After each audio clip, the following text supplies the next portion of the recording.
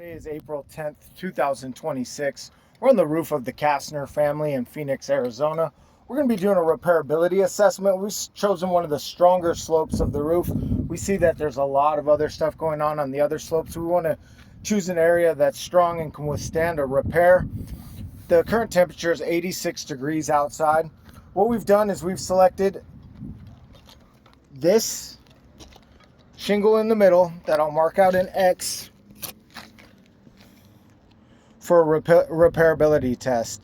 I have the shingles that are marked out surrounding it. 1 and 2 are shingles directly beneath shingle book X.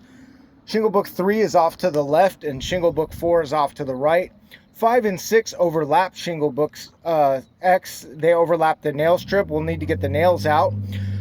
Shingle book 7 and 8, they overlap 5 and 6, and 5 and 6 have nails in their nail strip that will also need to be removed.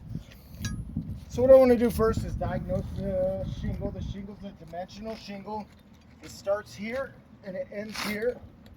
I'm going to set this chalk off to the right. We also have a notepad we'll be keeping notes on.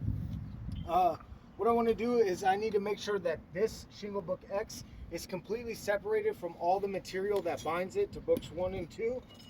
So I want to start at the strongest point of the shingle book, which is the tooth. And I want to work to get it free.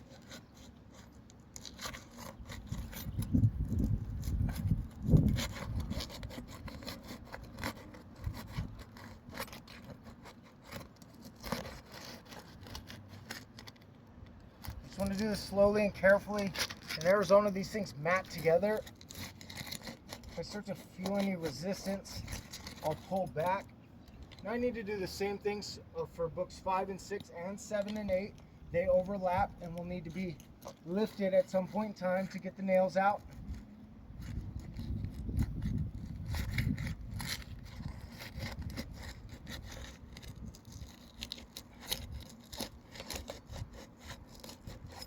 I want to go as slow as possible. Don't want to rip or tear anything. And we've run into an area right here that's quite stuck. But I do believe that we are free. Work this over a little bit further. There we go. Now I need to do the same thing for 8 and 7 because they overlap 5 and 6 nail strip.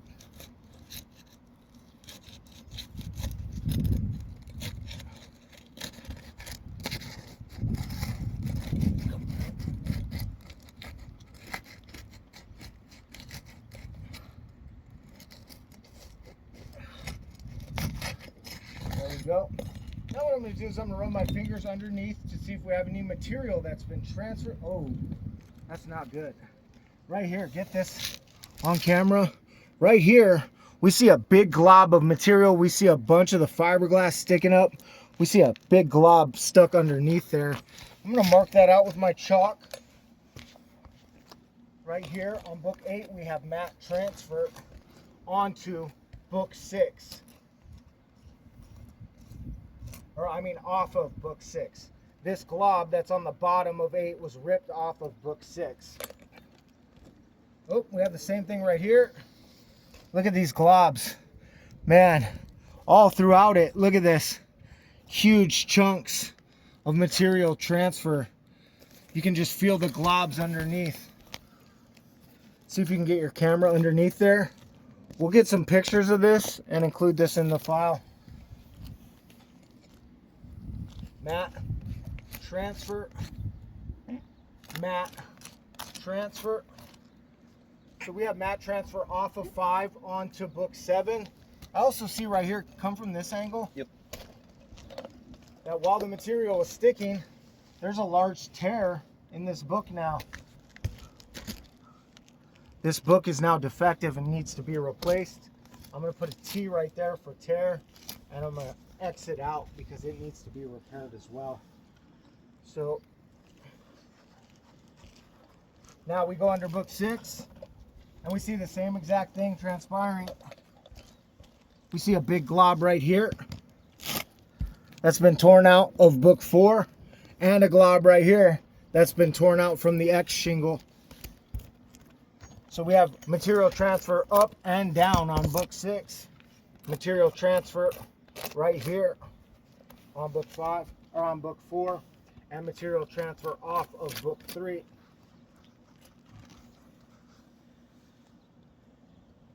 We have it over here as well, or I mean of book X.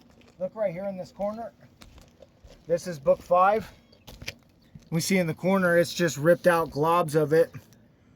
So we have material transfer from 3 onto 5.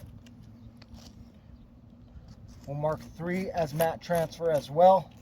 And then I can look right here simply and see that this tooth has become delaminated. I want to go through and check all these teeth of any book that's been released. See if we have any more of that going on. Oh, right here. Right here on book 8, we have a delaminated tooth.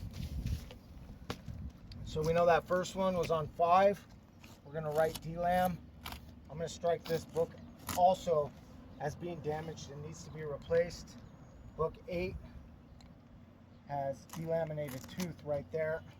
With the mat transfer and the delaminated tooth, I'm going to strike book 8 as well. I'm going to go ahead and release this shingle from the decking.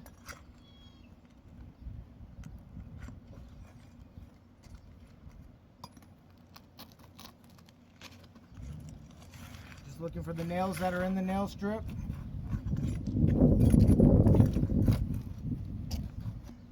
This nail has popped through. I'll have to get it once I remove the shingle. We can see right here, this nail is about to pop through as well. It's going to be too difficult to get from the top. I'm going to have to get it once I remove the shingle. Now we're going to go to the above books and remove any nail that impedes us from getting our shingle out. I don't think... I see one right here. It popped through as well. Let's see if we can slide this book out.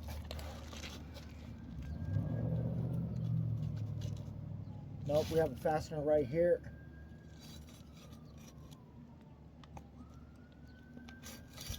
There we go. I got it out. So at least one more fastener. It's this one right here. It's popped through.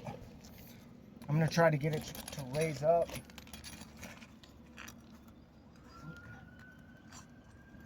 Oh, now I can see why we're having all the issues here. Why the teeth are becoming delaminated. Why we're having so many problems is most likely because this roof is on more than one layer of shingles. Let me get that shingle book out of there. It was stuck still in there because we have an additional layer of shingles under here. There could be more than one, but from what I see right here, there's at least one additional layer of shingles. That is not good because we need to get these nails out. Also, when this second layer or additional layer was added to the system, these were shot down with a nail gun. That nail gun has force to drive through the additional layer and into the substrate. When we do repairs, we hand nail them in because we don't want to lift this up, bend it back to get a nailer in. It would crease and damage the shingles above. So we have to hand nail them in, and hand nailing a nail through an additional layer, one, maybe two, into the substrate is not an appropriate repair method. Look at all that. Look at this. We can just see globs of material transfer on the book we've removed. So all that material has come off of book 2. Material transfer onto X book. We see a glob right here. It's not as bad, so I won't strike this one, but I'm going to have to strike this one as being a damaged book. I'm going to go ahead and reinsert the shingle.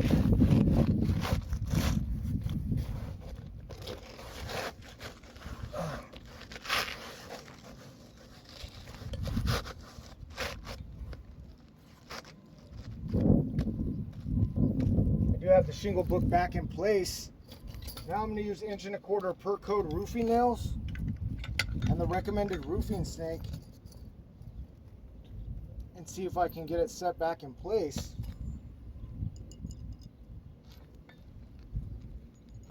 First, I want to line up in the nail strip, make sure that I'm straight.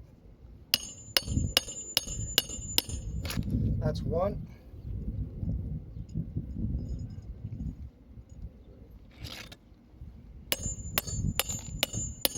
That's two.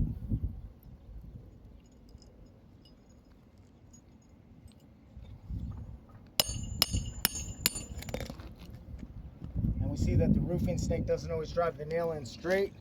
That nail is going to be defective. We'll use a new nail. Start over. Go directly off to the left of where that nail hole was.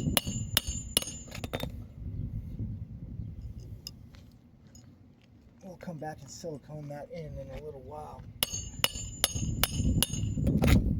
There we go. We do have our shingle book back in place. However, hand-driven nails through double layers are not appropriate. They do not fasten to the substrate correctly. We noticed that book 7 has material transfer and a tear. It needs to be repaired. Book 8, it has a delaminated tooth, material transfer onto book 6. Book 6 has material transfer on to book 8 and off of book 4. It needs to be repaired. Book 4 would not need to be necessarily repaired, but it is in a disrupted state. Book 5 has delamination of this tooth, material transfer. Book X, we know that it's got material all throughout the bottom of it. We know that material was transferred from book 5 onto book 3. So it also not necessarily going to need to be replaced, but it is affected by the repair. And book 2 needs to be repaired because of all the globs that were ripped out of it from removing this shingle book. Because of all this, because it's on at least one additional layer, our ratio right now is 1 book, 2 books, 3 books, 4 books, 5 books, 6 books. 7 books out of 8 books have all been affected, and 5 or more need to be repaired because of this one repair to the shingle book X. I deem this roof irreparable because of that ratio.